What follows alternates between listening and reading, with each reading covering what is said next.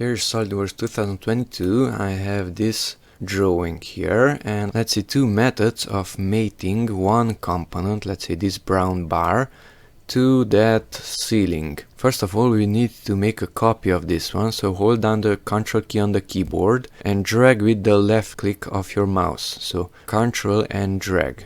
And I'm moving it outside here, and there's the component.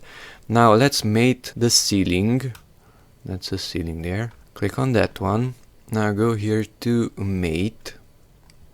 Select the other side of that bar, that one, and accept it either with this one or with that one. And it was mated to the ceiling.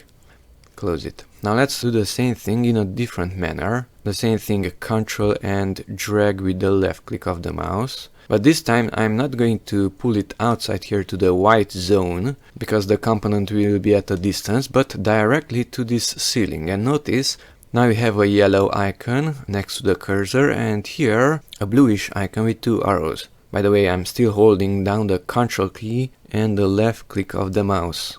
So drop it directly here. And now it's asking me to make it coincident or parallel or whatever. I want to make it coincident and accept it.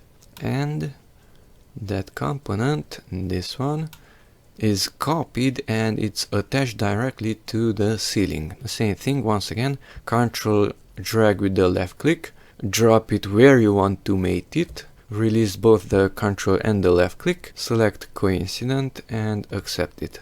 And this one is also mated to that ceiling.